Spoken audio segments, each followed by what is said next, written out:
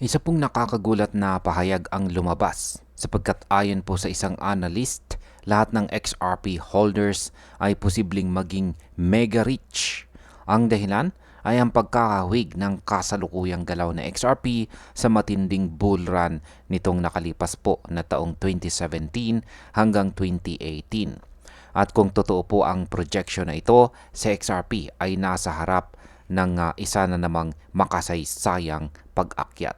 Kaya yan po ang siyang ating pag-uusapan sa video na ito, pero bago po tayo magpatuloy ay pakibasa na lamang po muna ang disclaimer dito po sa ibaba ng ating screen.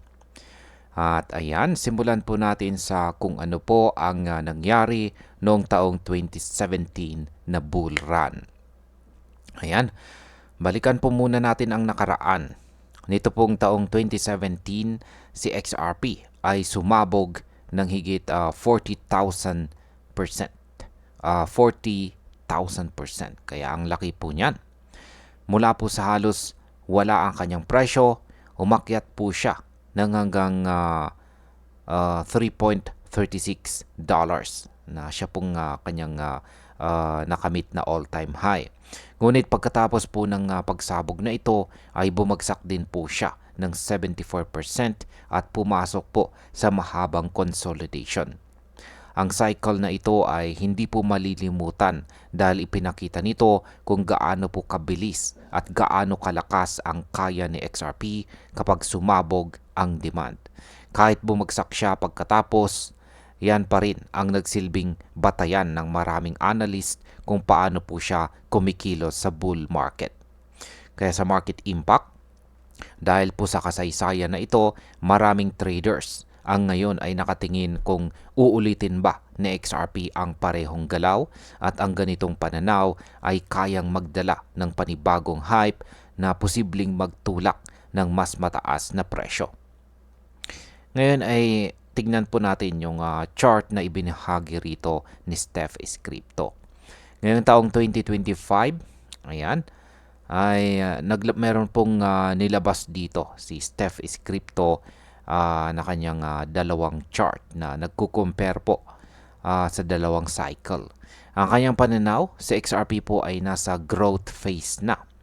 Base po sa projection, pwede siyang makakita ng halos 1,936% na pag-akyat mula sa kanyang kasalukuyang presyo. Ang chart po rito ay nagpapakita na may posibilidad sa XRP na hindi lang lumampas sa kanyang dating all-time high na $3.65, kundi maaari pa niyang maabot ang presyo na $10. Pagdating po sa market impact, kapag lumampas po sa XRP sa kanyang dating all-time high, maaari pong dumami ang mga bagong investors at ito ang magbibigay po ng malakas na bullish momentum. Ngunit tandaan po natin, ang sobrang hype ay maaari pong magdala na rin ng matinding volatility. Ngayon ay ano po ba ang kahulugan nito para sa future or hinaharap na XRP?